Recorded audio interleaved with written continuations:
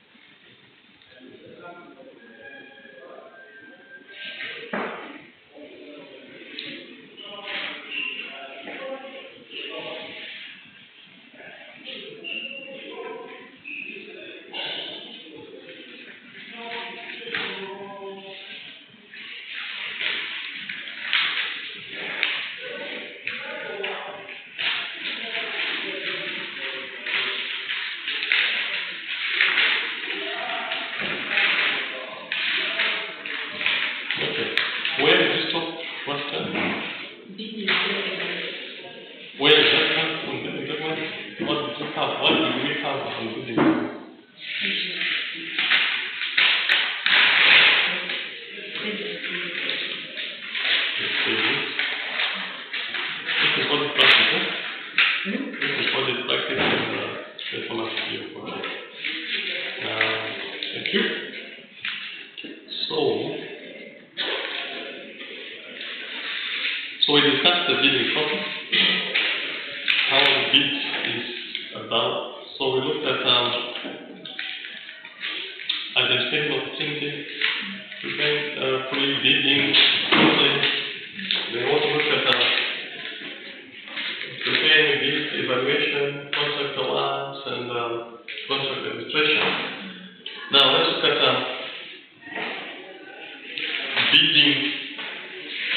the bidding document. So we're looking at the bidding document. Now, the bidding process is what we discussed in the last class. How the bidding process goes. How do you identify potential suppliers of particular goods and services? So we discussed that. Now, we need to move on to the bidding document. The document that is involved in the bidding process, isn't it? So we're preparing a bid, or we're submitting a quote or a proposal for a particular services or goods, isn't it? Or we have called for bids or proposals, or we have requested for proposal bids, isn't it? So either way, we have to understand what bid document is all about, isn't it? Now, what are the contents of that particular document we call a bid, isn't it? You know that? You said it's a bid. What are the contents in that particular document? Now, generally a bid has to have the following contents. And when you are evaluating a bid, you are evaluating based on these general contents. However, the content may be different from one company to another, depending on the nature of the company, what the company wants, and the nature of the project that they want to engage the bidder on, and what they do.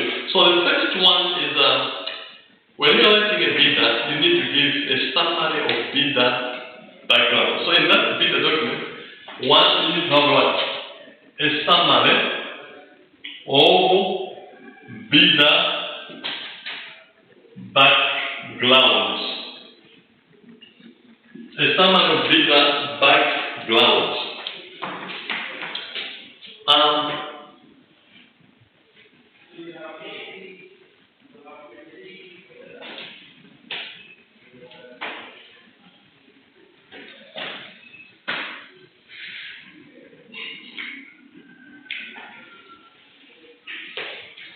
For bidding document, for background for the bidder background. What do you mean by a summary of bidder background?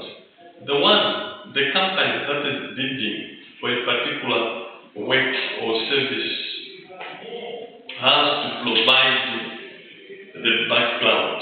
Okay. You have to tell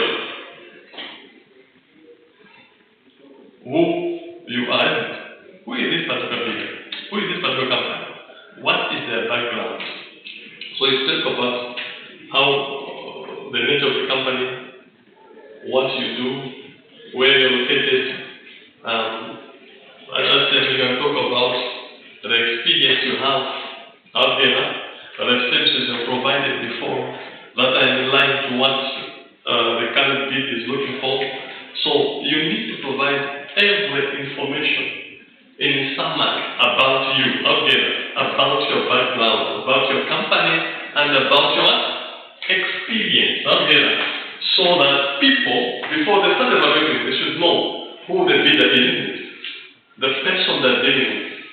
They should have a track record. You can provide, say, we are a registered company, we are registered with licensing companies, we have 5 years experience, we have been supplying this product, we have supplied this product to these companies. So that's a background, a brief background about who you are. Number 2, you are also supposed to provide what we call financial information. Financial information.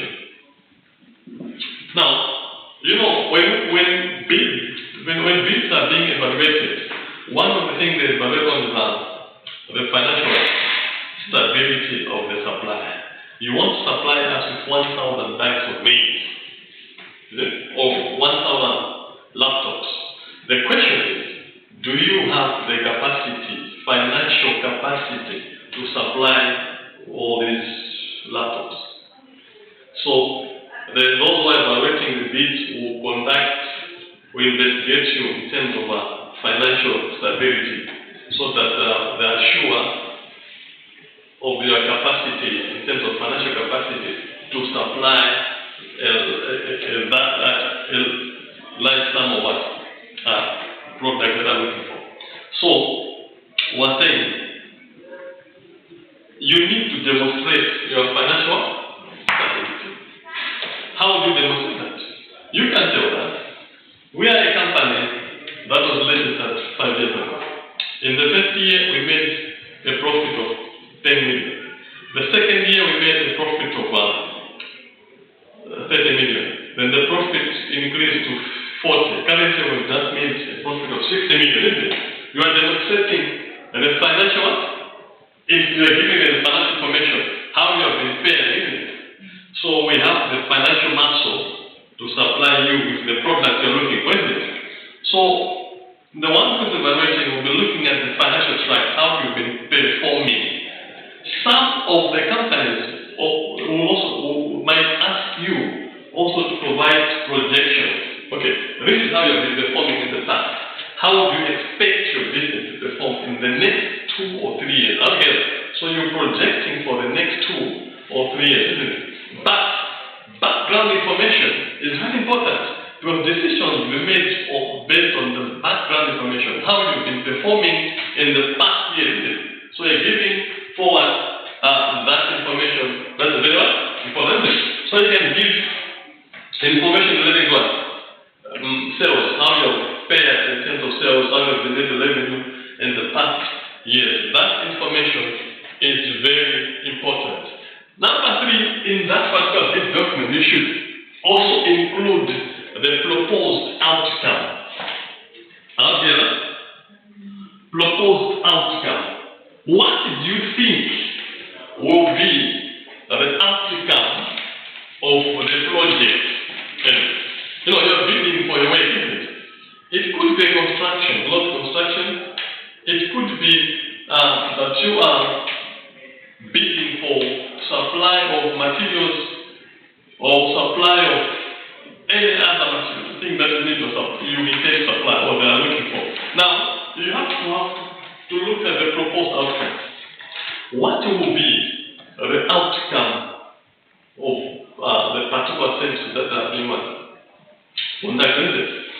If the company is looking for 1,000 laptops, the question is, you have to explain, by the end of this project, we intend to supply 1,000 laptops. The question is, how are you going to supply it? So you have to also explain, we will supply this goods based on this. Phase 1, try to supply this. We're getting this laptop from China. We're getting them from South Africa. So they will be coming in different phases. Okay. So you have to outline, but by the end of 3 months, or by the end of 2 months, or by the end of 5 months, we should be able to give you or supply you all the 1,000 laptops you're looking for. So you are trying to put forward the proposed outcome. What will be the proposed outcome? If they pick you, what will be the proposed outcome of that particular job or service?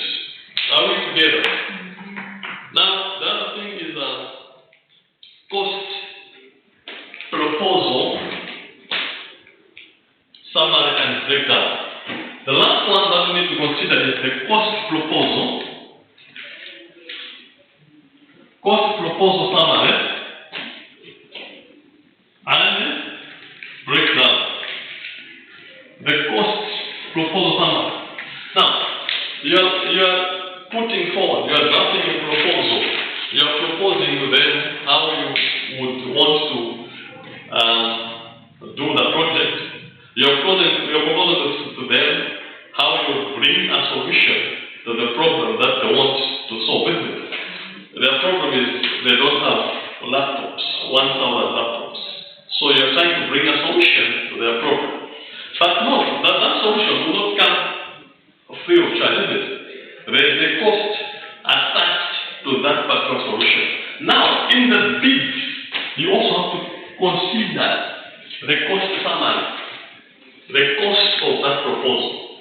If you are to fulfill, if you are to supply those laptops, how much is it going to cost you? Now you get it? What will be the charge in exchange for those particular services that are going to include? So you need to put you need to put the total cost. Now get it? And also this total cost should be based on what? Breakdown, isn't it? The cost should be categorized, should be broken down. Okay. The cost could be cost for shipping, it could be cost for materials, so it's a cost for maybe inspection. So there would be a number of costs related to that one. There could be a number of costs relating to that particular project, isn't it? You are supplying laptops, so there could be cost of buying laptop from the supplier, there could be cost of shipping laptop, there could be cost of communication, there could be cost of employing someone, a specialist who has a technical knowledge about laptops, who can check if the laptops are in good shape or not, or the laptops are original or not, counterfeit. So those are costs. Now, if you add all those costs, should give you the cost of what? The whole project. If you mark up, you'll be able to get the cost of providing those services to that particular supplier or to that particular customer. So that will tell you how much you charge the customer. Okay? So that has to be taken into consideration. What is the total cost? What is the breakdown? And what will be the total charge, which is the total cost of that particular proposal? Are we together? So when you're putting down a bid, make sure you include that information in it. What is the background of the one who's bidding the work? What is the put in financial information, how you have performed in the past years? Then you put proposed outcome. What will be the outcome? Isn't it? Outcome is what the customer is expected deliverables, isn't it? What will be the deliverable out of this project? So those have to be indicated here. Then you have the cost, the proposal cost, the cost, proposal summary and breakdown. What will be the cost of the proposal and what is the breakdown of those particular costs? Because you cannot just say, I will charge you 50 million. Someone will say, what is what? The basis. So that basis has to be what? Put forward, isn't it? We are looking at audit. This is audit practice, isn't it? And the format of doing it. So whatever we're doing, we're looking at it as an audit what? Isn't it? Okay. To say, if someone is charging you, and you're one of the people who are evaluating the bid, you should be able to look at the charge and say, are these charges realistic? Okay.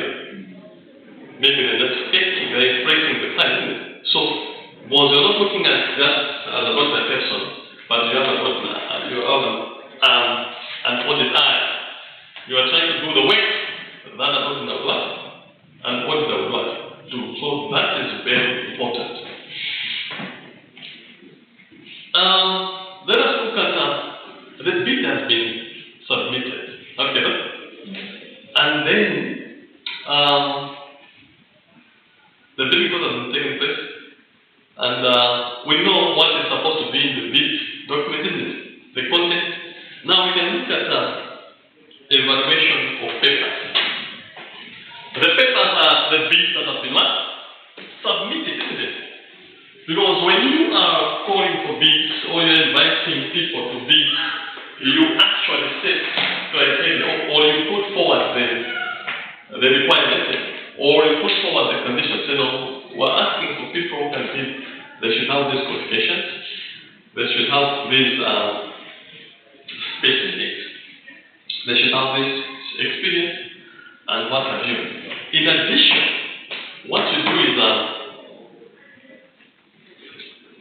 you look at the financial stability and whatever factor that you may put forward that can be used to evaluate this. Now, at the end of the day, you're supposed to evaluate those bidders, isn't it? Of course, in the bidding process, there's evaluation, but now we want to look down into details. So, we're looking at evaluation of what? Evaluation of papers. So, the bids have been submitted, the papers have been put forward. They have given us the background, they have given us the proposed outcome, the financial information, and what have you. So the question is, let us now evaluate them, isn't it?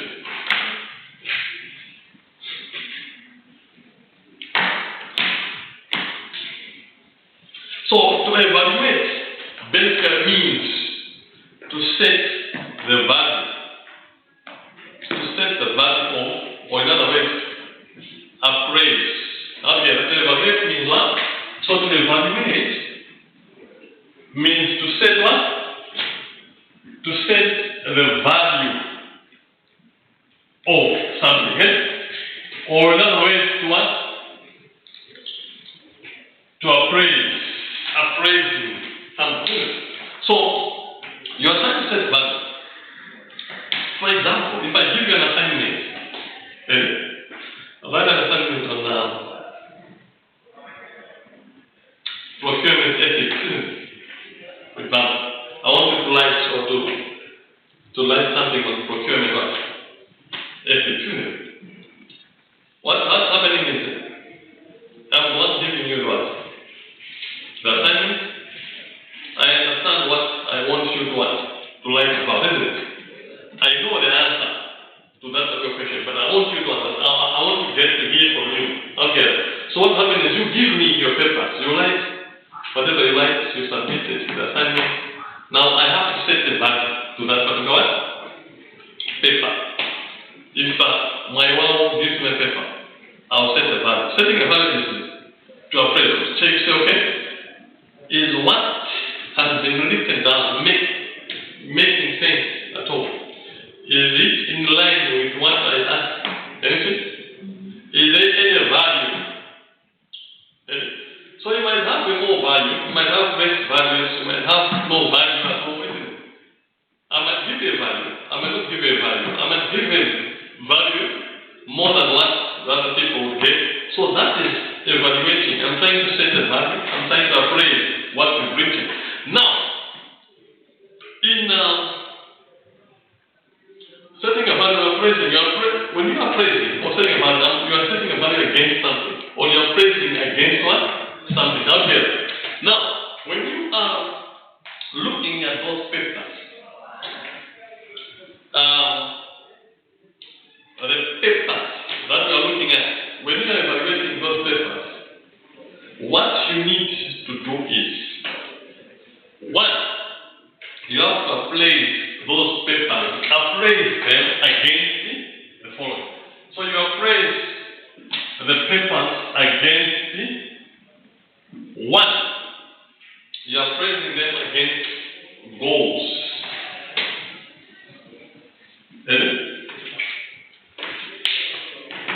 Against what?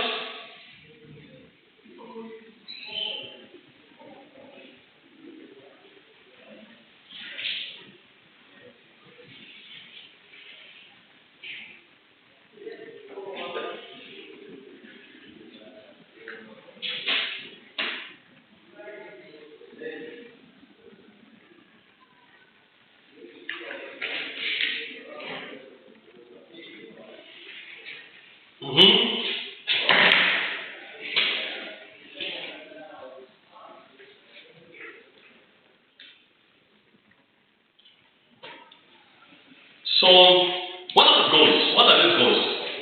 In this case,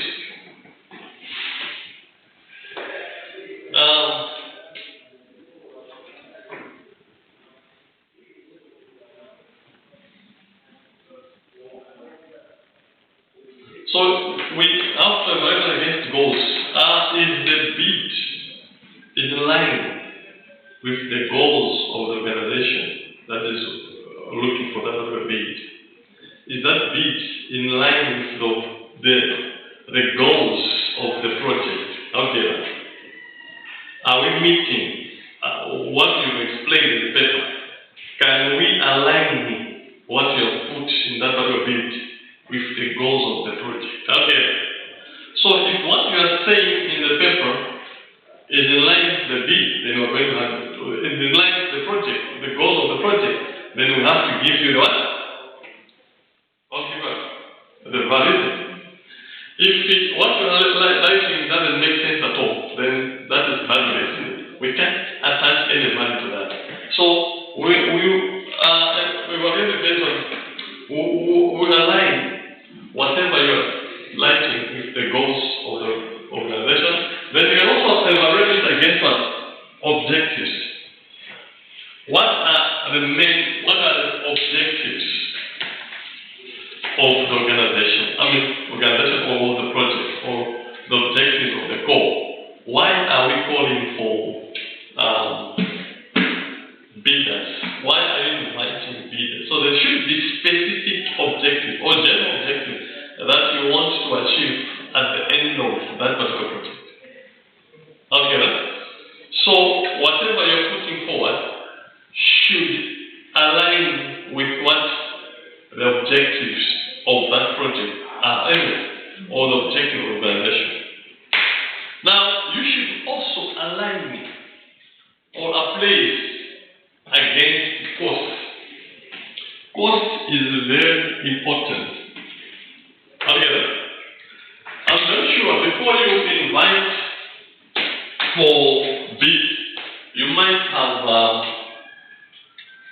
done research on how much would it cost the organization to procure laptops, isn't it? Or to construct a 40-kilometer road, isn't it? How much does it cost, isn't it? So I'm sure you've done the research on that, you know the costs that are involved, you know the exact amount of cost. So you have a rough figure of the amount that will cost you, isn't it? Then you invite for bid. So bidders will also put forward their cost. Okay. So when they are putting forward their cost, what means that you need to compare what you have in mind, what the organization has in mind, and what the budget the organization has set aside. Because you should have a budget that says we can only spend 40 billion on the construction from this road, isn't it? Now you find, so you have to check against that. Say, how much is a bidder A bidding? A bidder of 30 billion. Bidder B is looking for 60 million. Someone wants 48 million. Someone wants 25 million. So you're looking at the value of the price.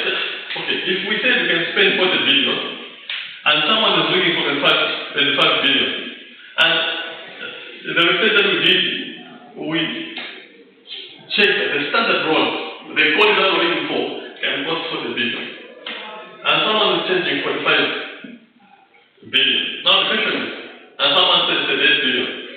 Should we pick 35 billion was the cheapest bidder?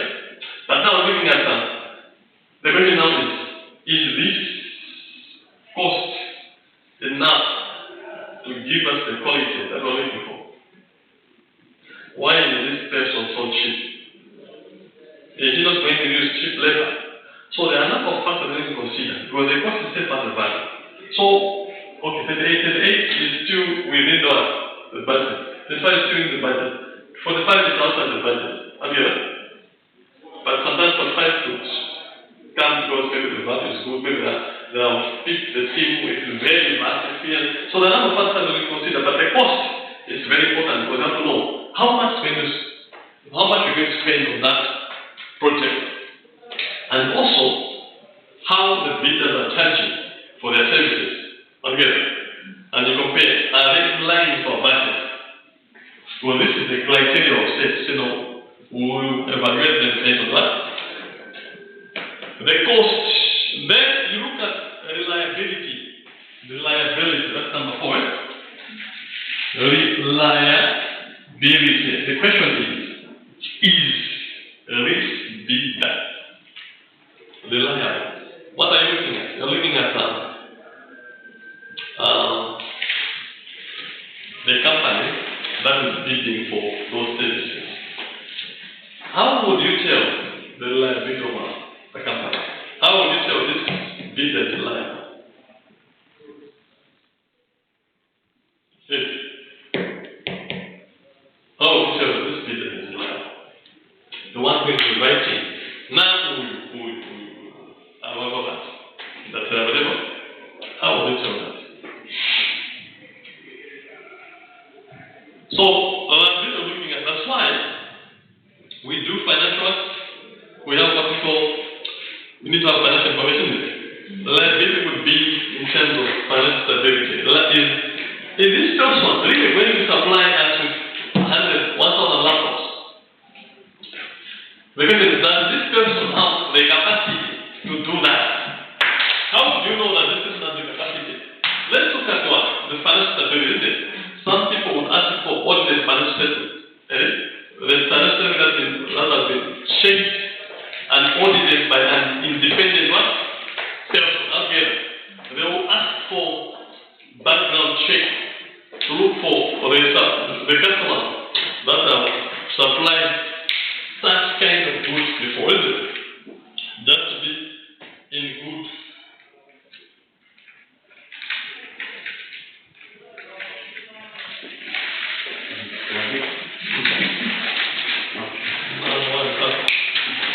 So, they will look for references to say, some of the say, one of the questions they say, no, can you give us 3 references? Stress at what? References. We can ask them to say, we intend to engage this particular company.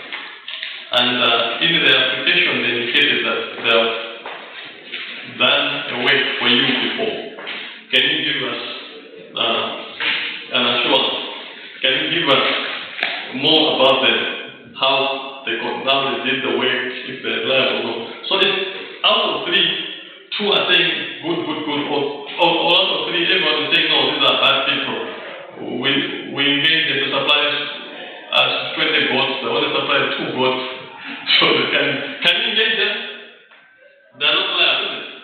So a supplier, a bidder that you engage should be reliable. If he's not reliable, what it means is that becomes expensive. Okay, because you have spent time putting the advert in the newspaper, evaluating, picking someone, you have paid half, 50% of the work, and now that person is failing to what? To supply the product. What happens? The contract will be terminated, isn't it? So in the terminating contract, there will be a legal cost involved in the termination. That makes the project more expensive. That's why it's very important. At the evaluation stage, you need to check, is this person reliable? Is this person reliable? And then you are in the course of relationship. No. That happens in relationship. I don't think any procurement. Know the person before you engage the person. So in evaluation, they will do that and they'll check and see if that person is reliable or not. Then they're also looking at reputation. Okay, the reputation is very important. Reputation is that. Reputation is image, is it? That's the image. Do you have a reputation? If today you do something bad, very bad, the whole world will be saying, oh, she cannot what's wrong with the reputation again. That means your image will be damaged. If you do something bad, very bad. Now, in business, reputation is very important. You have to know the person, the suppliers will be. Some of the suppliers are fraudsters, or they have engaged themselves in some fraudulent activities. Some of the suppliers are wanted by what? Police, or they have serious cases to answer, and they won't engage them. They will damage the reputation of the what? Of their business. Because by associating with a fraudster, it means you cross the fraudster, the closer to the fraudster would not draw a line to differentiate between you and the fraudster. People say they are all fraudsters, isn't it? So it's very important to understand the reputation of the organization. That's not one. What kind of a company is this? What do they do? You see? So that one is very, very important. Understood?